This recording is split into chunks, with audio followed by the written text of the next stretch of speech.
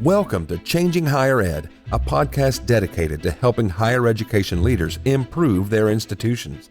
With your host, Dr. Drumm McNaughton, CEO of The Change Leader, a consultancy that helps higher ed leaders holistically transform their institutions.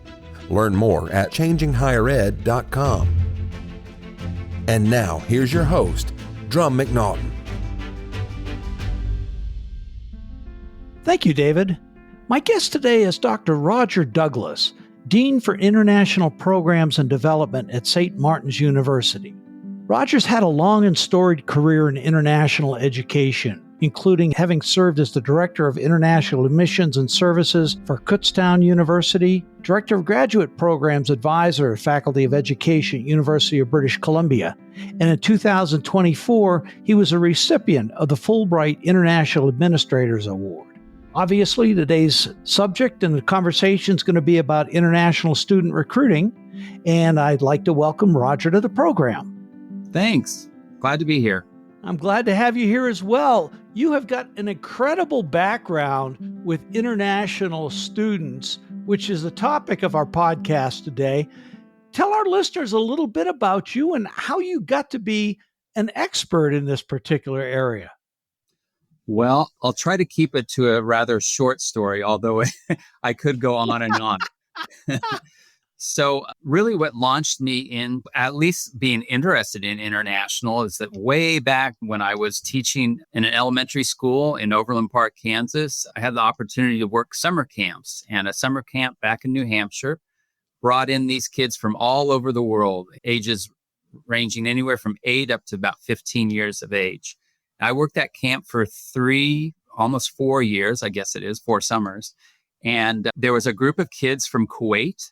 And long story short, I went and resigned from my position in Overland Park, Kansas as an elementary teacher and went and worked in an international school, K-12, for about 8 years. That prompted me to do a lot of things. I finished my master's while I was there from the College of New Jersey. Started on my doctorate from Lehigh University. And when I was ready to leave there, I came back and actually started working at Lehigh University. And that's kind of kept me in higher ed ever since and got me into the taste of not only living internationally, but working with international students, albeit that I'm working with a different age range now than I initially started with. But yeah, it's been a great learning experience. I really encourage anybody ever has an opportunity to go and live outside of the United States. It really opens up your eyes to many different things, to kind of stand on the outside and look and to see what perspective they view the U.S. And of course, you learn about different cultures, which has helped me throughout my career and working with students coming from all over the world and kind of learning about their culture, but also kind of acclimating and getting them assimilated into the U.S. culture. That's so critical, and you bring up excellent points, especially living overseas. I've lived overseas 19 years of my life, Europe, Central America, and Asia. And I jokingly tell people, I look American, but I'm not. Yeah. When you've lived overseas, you've visited so many countries like you have, like I have, you start to see things from a different perspective, don't you? You do. You very much do. And you learn to really appreciate the small things, the things that you often might take for granted on a daily basis, having lived here in the U.S., the services and the things that we have basically at our reach, whereas that's not the case when you live in another country. You kind of have to learn how the processes and things work within that environment that you're living in. And that's a great learning experience for any individual. And conversely, when students come here, they have to learn our systems, which, that's one of the things that how students differ. When we've got the traditional age students from the U.S., they're at least close, they understand the culture here. But when you bring someone in from the Far East or the Middle East or even Europe, it's totally different. Yeah. And it really allows me to have great empathy because I've walked in their shoes, obviously in a different type of environment. So I can sometimes, not always, but sometimes I can foresee what they might be thinking in a situation that they've been, because I've been in that situation. And so it allows me to work with them on a different level, I guess you would say. And, I had a guest recently, semester at sea, Mm. who was the same type of thing, taking US students over to multiple different ports. So they were getting that same experience in reverse. Yeah, yeah. And actually, that's part of my portfolio that I see over presently. Study abroad is one aspect of it, in addition to the international admissions. But, I always tell students, I said, you're going to have this experience of going and studying abroad. And I said, it sounds kind of corny right now, but it's going to change your life.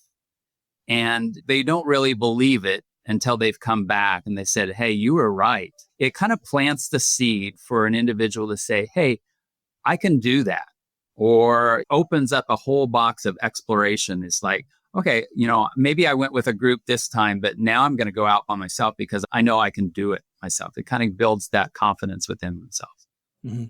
We saw that with column number one son, the Mm. oldest.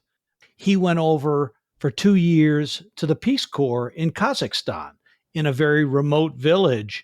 And whereas before, there were, he was always a great guy. Sure. But, before going over, he wasn't as resilient or as self-dependent as he could have been. When he came back, completely changed. It's like, wow, this was an incredible experience for him. Yeah, I've certainly had those conversations with parents when their son or daughters come back and they said, wow, it's like a whole different person has entered into our house.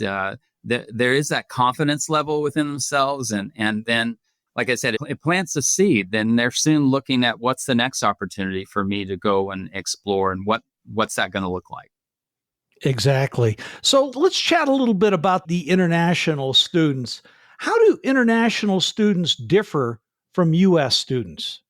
In many ways, they do not. This is reaching back to when I was teaching elementary, when I taught these kids in Kuwait. I said, I see sometimes the same behaviors that I see in this classroom that I saw in the US classroom. But being, at a university level, for a student to come and study in the United States, it truly is a family decision. You really need to build the trust with that family. You need to build the trust with that student because they're uprooting themselves in many ways and putting themselves in a new educational system that they're not familiar with. But in addition to that, they're putting themselves, like we were talking about, in a new culture. And so there's these two big things that they're going to have to be dealing with while still trying to make progress in whatever degree program they've come here to study.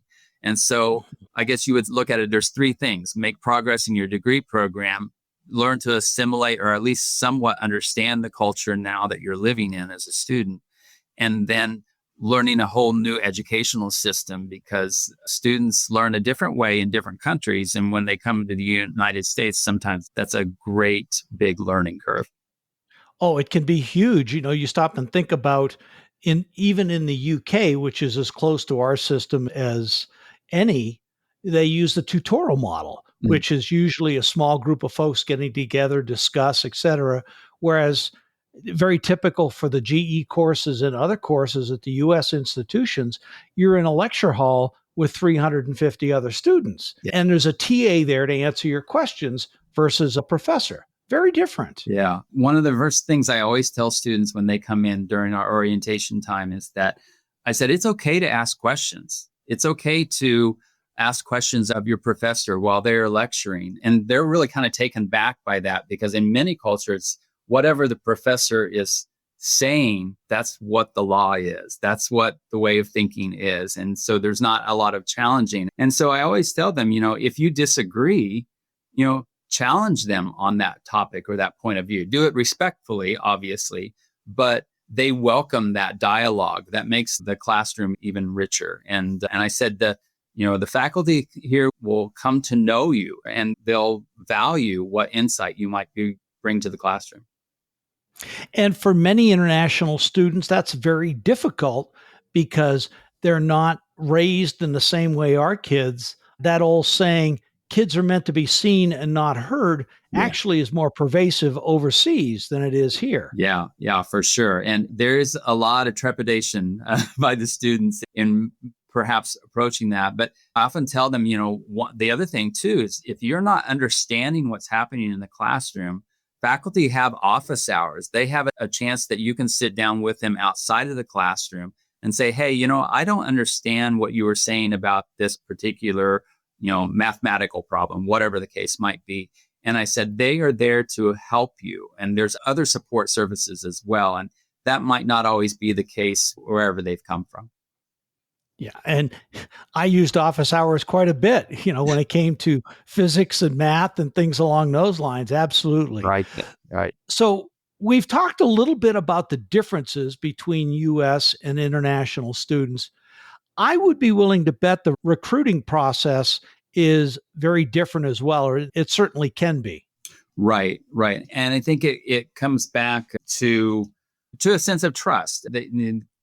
You're not going to necessarily go out and see a student and talk with them only one time and convince them to come to your university. It's going to take several touch points. And one of the things that I am quite proud of where I'm presently working is that we, from a point of inquiry and to the point of enrollment, we have about 23 touch points that we hit with students. Those range anywhere from an email to a text to a phone call, webinars, whatever it might be, because we want them to remain engaged. We want them to continue to learn about the university and also share that information with their family. As I relayed before, is that it is a family decision. So if the family's comfortable in knowing where their son or daughter is going to be, it helps through those many touch points along the way. And I'm kind of curious, does it matter? Is it important how old that student is for the recruiting process? Not really. I mean, I've certainly worked with students that are what you would consider outside of the traditional age for a bachelor's degree, or even at a graduate level, someone that perhaps has had a professional career, but now is wanting to come back and earn a degree from the U.S. So regardless of what their age is, we want to remain in constant communication. That being said, obviously, the younger they are, the more maybe apprehensive they might be, or not sure what they want to study or where they want to end up, those kinds of things. Graduate students, they have a better concept or idea of what they're wanting to do. So as I'm working and recruiting graduate students, most likely they have narrowed down their choices to maybe 2 or 3 schools. And so you're competing against these other schools and, the services and the programs that they offer.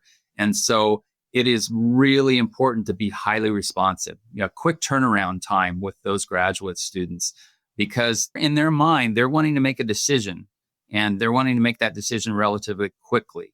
And so if you're responsive, if you're able to give them the information that they're seeking, there's a higher probability that they're going to come to you. And that's not unlike U.S. graduate students as well. They'll apply to 2, maybe 3. And the research says that the first institution to respond back to them with acceptance plus potential financial aid is the one where they generally go to. Right. And, you're working with international students, and I would say tendency more grad students too, is that it's important about name recognition. They're seeing these schools with well-known branding that are in the news, maybe Ivy League schools. And as you and I well know, not everyone's going to get into that Ivy League school or that top level school. And so it is also a little bit about educating them, counseling them, what's going to be the best fit for you. Just because maybe mom and dad see that this is a high-ranking university and they have all of this, well, that's great, and they've earned that, but that may not be the best fit for you. You need to find a place that is going to serve your needs and going to end up having you reach your educational goals. And I think that is so critical, being able to reach out quickly, speaking with the parents, being responsive to them, but also to the name recognition, like you just said. Most institutions don't advertise overseas. I mean, how many billboards do you have, TV ads? So do you have enrollment staff over in particular target countries that you like to? How does that work? Yeah, yeah. And I've certainly worked at institutions that have carried that name recognition. And yeah, I'll admit it makes it a little bit easier versus where I am now, where we don't carry that large branding.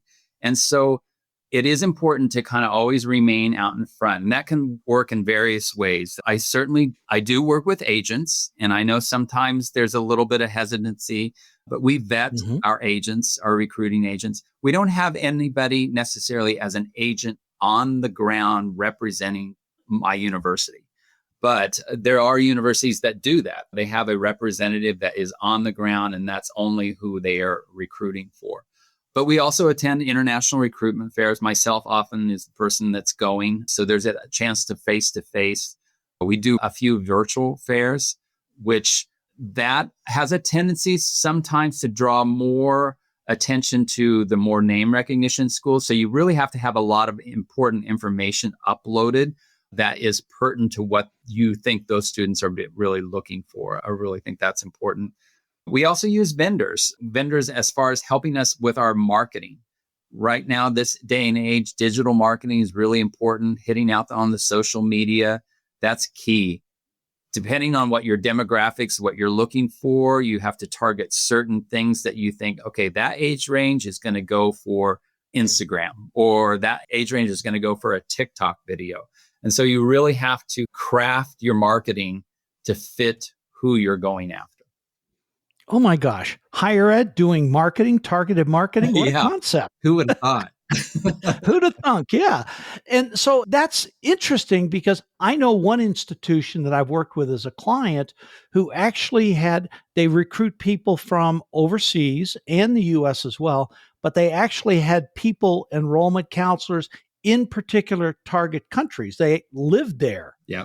And so they made the connections to the businesses, they made the connections to the schools, the various channels that funnels that you enroll through. And so I think that's a really good model. Agents, you're doing the same thing using agents. Right. And all of that being said, the best recruiter is a student from that country that is presently with your university. Bingo. Because I can talk until the day is long about how great our university is and what programs we offer. But when they hear it from a peer, and especially a peer from their country or in fact, maybe even from their hometown, that carries so much weight and credibility. That's the selling piece, basically. And so I really try to use students that we currently have. I've certainly used them in webinars with students. And I tell them, I said, share the good and the bad. I said, because every day is not going to be rosy and great and you're going to wake up and everything's going to go your way. I said, share those days because they will experience them, but also, share your experiences and the growth that you've made while you've been here. Mm-hmm. And of course, we all know the benefits of having international students, especially to the bottom line for the institution. But what many folks, and this was a point that you brought up when we spoke last week, what many folks don't stop and think about is the cultural richness, the conversations, the discussions that you can have in class, bringing in those outside opinions that may be 180 degrees out from yours. Right, exactly. We were just talking earlier about the study abroad or those U.S. students that are wanting. So there are students that, they'll never have the ability to go study abroad, but they have the ability or capability of sitting next to a student from Iran or from Spain or whatever. And that is how they learn about the different cultures. They may not have to travel there, but, they end up becoming friends and they end up understanding where that person, how they grew up, what their cultural beliefs are, what their morals are. And so that, like you said, it adds such richness to the experience of everyone in the classroom. Mm-hmm. I almost hesitate to ask this one, but I'm going to. Our current international situation with, tariffs and all that other stuff, but the challenges that many international students are having with visas, et cetera, how is that affecting students? Big time. I figured. I will say that I have had conversations with students that are currently with us that I never thought in a million years that I would have with them residing in the United States. But it's reassuring them that we're here for them, that we're here to support them, that we will, protect them as much to our ability. But it's also reassuring those students that are thinking about coming into the U.S. I'll be completely transparent. I've had conversations with students that said, I'm not coming. It's not safe. Or maybe it's a university, they're transferring in from a university outside the United States. And the university said, you know what, we're not going to send a student to the U.S. right now. It's just we're not comfortable in doing so. So you're going to run into those. But I always try to reassure the students. I just got an email here this week, very well-written email, just asking, can you assure me that I'm going to be okay? And I always tell them, I can't to 100%, but I can tell you all the steps that we are making to make sure that you are having an easy transition into the U.S. There are some things that are out of control, but working in international education, you have to be an advocate. So writing our congresspeople, writing the representatives that represent us and the professional organizations, and just continue to put pressure on the decision makers to show what the importance is of having international students. It's not only great for the economy, obviously, $40+ billion into the US economy, but like we were talking, it's bringing in and having people understand people that are different than themselves. Oh, that's scary. That's really scary. Yeah, some people are not willing to be open with that. But I think the more that they say, oh, you know what, that person, they seem kind of similar to what I am like, and I grew up in Kansas, and this person from Nepal, we've had a few similar experiences, and family's important here. So maybe there are some similarities that they can see with one another. That's important because there are many U.S. institutions establishing branch campuses overseas. I mean, back, 10, 15 years ago, it was a rage. I've got a colleague who's over at New York University in Abu Dhabi. Mm-hmm. Yep. New York University is one of the big ones that's gone over in multiple places, but even smaller places. That one client that I talked to you about before, who has a recruiting in different countries, they're online institution. But if you're over there working with them, you get to know the students. Right. Most definitely. It's interesting because as institutions have gone and set up these satellite campuses and continue, maybe at a slower pace, but they continue to do so, they're often coming up against now local universities that students are deciding based on the climate that's here in the US and the cost, obviously, they're deciding to reside back home or maybe choose other places. Kind of going back to recruiting, that makes it a little even tougher, if they're deciding to reside in a more regional area that they're from, or maybe even a home institution. So that competition of the US campuses going over, they're getting a little bit more competitive. And from a graduate school and graduate student perspective, the research funding cuts that are out there, that's really hurting a lot of international recruiting. There's a lot of international students who come over just to do research. Sure, you're exactly right. The cutting of the research funding is certainly detrimental. And it also is hurting our U.S. graduate students. They're now seeking opportunities outside of the U.S. to pursue their graduate degrees. So yeah, it's hitting everyone for sure. Mm-hmm. So what do U.S. higher ed institutions need to do in the current situation? Well, first of all, they need to stand strong. Don't back down. Hold your ground. As you've seen, some universities have decided to hold their ground, and usually the U.S. administration has backed off a little bit. The other thing that is really important is be an advocate for international, be an advocate for higher education. More specific is that for international students and, well, all students in general, is that you have to be creative. You have to be nimble in what you're offering. The programs that you offer, perhaps, more and more so, is that students, and particularly graduate students, they're not necessarily looking for a brick and mortar school anymore to attend. They're looking for something that fits into their professional career life, that while they're working, they can also go to school. So are there opportunities for hybrid programs or all online courses that really fit to the person that is a working individual that still wants to pursue their graduate degree? Those are all really important aspects. And, we were talking about the research funding being cut. Look for other ways that you can generate funding, whether that's through private donations. The more that you tell about what's happening at your institution, more people will say, hey, I think I want to make a contribution to that university. And here, I want to give it to those people that are going to study biology, whatever the subject area might be. Those are ways that you can continue to have some of that funding that might be used for research for students, but it also helps in branding. It also helps in recruitment. It's just kind of a whole encompassing approach. And thank you for that segue, because the next thing I was going to ask is, how does your marketing have to change?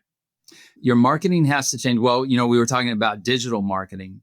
Really, the way of, the hard copy, this is what my program's about, that's really kind of gone away. It's scan the QR code, learn about our program, learn about how this student here is presently in our program and what successes they've had. And this is where they're going after they've graduated. They've landed a job, so they can see that connection between earning a degree, getting a job, or in a bachelor's case, earn the degree, and this is where I'm going now to graduate school, or whatever the case pathway might be. Those are really important because international students, that's one of the questions they usually ask is say, all right, what's this going to get me? When I earn my degree, what are job opportunities might there be? And so if you can say, hey, our students are now, depending on whatever area they're focused in, they're off to a medical school, or they have landed a job at Google or name recognition type larger corporations. If they can see that pathway and they can even hear the testimonials, again, that is just another feather in your cap when you're going out recruiting. Mm-hmm.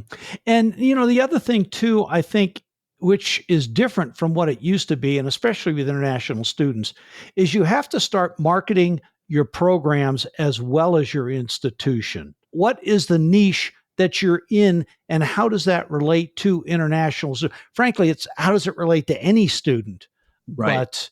But especially for the internationals. Yeah, because students are coming to earn, they have a desire, this is what they want to be. And so, they are focused in, and they should be focused in on the programs that they offer. Just because a university is large, has, these multiple programs, but is there a program that is for you that you're wanting to, reach your goal? And so talking about those programs, how they're laid out, how long is it going to take you to earn that degree? What is it like? Are there internships embedded in these programs that give you some real life experience in your area that you seek to have a degree in? Those are all important aspects, and those things are what you want to highlight in your programs. And so, yeah, we are a part of this big university, but there's some really strong programs here, and these are some of the aspects of those programs that you want to share and you want to market out to students. Mm-hmm. And the constant communications in the funnel, as we mentioned earlier, is really, really important, especially for international students. Yeah, most definitely. There shouldn't be, any more than, to be honest, like 2 weeks that go by that if they haven't heard from you. And it doesn't necessarily have to be, it can be something as simple as a video. We've sent out videos that the day in the life of a student, of an international student. And it basically shows the person from the time that they get up until the time they go to bed. And they're stopping by the coffee shop on campus. They're going to the bookstore, maybe picking up a t-shirt or picking up a textbook, and they're off to their first class, or they're in a study group, or they're in the library. So they can see what it is really like as a college student at an American university. Those are the things that keep students engaged as they're thinking about making a decision. And making that decision is just one piece of it. It's also, once they get here, retaining them. And that's where many institutions fall down. They're real great on enrollment, but the retention, the persistence, all of those things. International students have different needs, don't they? Right, right. And I currently sit on a retention committee for the university. And we always talk about, if we can increase our retention, then we don't necessarily have to spend so much time recruiting all these new students coming in, because we will not have lost the students that started with us. And so making sure that even once they are here, that you're touching base with those students. And really, this applies to US students or international students, but constantly keeping them engaged, checking in with them. Hey, how's everything going? Is there anything that's troubling you? Is there something that you've been looking for that you can't find in the university that we can put you in contact with? Those are all important aspects. For our international office here, I think it's just as important to have outside of classroom experiences as there are things that are happening in the classroom. So we have student activities that we take them on a day trip, or we connect them up with a host family. So if there's a long holiday, these international students get to experience a little bit of Americana with an American family, so they can see, what do they do on a holiday weekend? And so that just allows them to learn more, like we said, about that culture, and makes them feel a little bit more home away from home, which is all really important to retaining those students in the long run. And from a bottom line perspective, we are all one world, multiple flavors, one world. Let's share our experiences and learn from other folks. Yeah. I say a student is a student is a student kind of thing, no matter where they've come from. Like you said, they bring different things to us and share, as well as us sharing with them. And that's what makes the world go round, I guess. Absolutely. Roger, this has been a fascinating conversation. Thank you so much for being on the show. As we always do, our 2 takeaway questions. Okay. First one, 3 takeaways for higher ed presidents and boards. What do they need to be aware of when it comes to recruiting and retaining international students? Well, I would say in general, you don't have to have all the answers. You can be humble. You can say, hey, I don't know, but I'll find out the answer for that. I think that applies to anything for all presidents. But I think it's really important to, if you have international students on your campus and you are a university or college president, learn about these students. Become engaged with them. Something as simple as sitting down to lunch with them or grabbing a coffee with a group of students. They get to learn about you and maybe the bigger things that are happening in the university. You can educate these students, but maybe you're going to learn about the perspectives that they bring of something as special that could really add value to your university and make your university a success. Okay, well, great. Thank you. What's next for you? Oh, what's next for me? Well, what's interesting in working in international is that right now I'm the Dean for International Programs and Development here at St. Martin's University. There's not a lot of deans of international across the United States. It's just the infrastructure within universities. And there's even fewer, provosts, vice provosts. So they are usually at really larger research one institutions. So I'm aiming to make a career move, something to advance my career. And I will say this, I have worked at multiple universities, whether they be big or small, private or public. So I know the day-to-day operations that it takes to run, whether it's a small institution or a big Research One institution. And so as Research One institutions go out and recruit for vice provosts or deans for international, don't think that individual has to come from a Research One over to a Research One. There's many things that any smaller university individual can bring to a Research One that they never thought about doing. That's a great perspective. Thank you. Thank you very much. Well, Roger, this has been a fun conversation. It's always neat to speak with somebody who understands the international really well. You know, like I said earlier, I've lived overseas 19 years, and it's kind of like an old home week for me to be able to talk. So, efkaristo, as we would say in Greece. Well, it's been great. International is enjoyable. It changes on a day-to-day basis. And they enrich my life and the experiences that they've brought to me. And I hope that I've been able to give something to them during their experience here in the U.S. I'm sure you have. Roger, thank you again. I look forward to the next time our paths cross. All right, take care. You too. Thanks for listening, and a special thank you to my guest, Dr. Roger Douglas. Roger, thanks for being on the program. Thoroughly enjoyed the conversation. You brought back a lot of memories from me being overseas. To my listeners, thanks again for tuning in. And guess what? We've gone over 100,000 episodes downloaded. So thank you all for many times you've downloaded the program. I'll see you next week. Changing Higher Ed is a production of The Change Leader, a consultancy committed to transforming higher ed institutions. Find more information about this topic, along with show notes on this episode at changinghighered.com. If you've enjoyed this podcast, please subscribe to the show, and we would also value your honest rating and review. Email any questions, comments, or recommendations for topics or guests to podcast@changinghighered.com. Changing Higher Ed is produced and hosted by Dr. Drumm McNaughton, post-production by David L. White.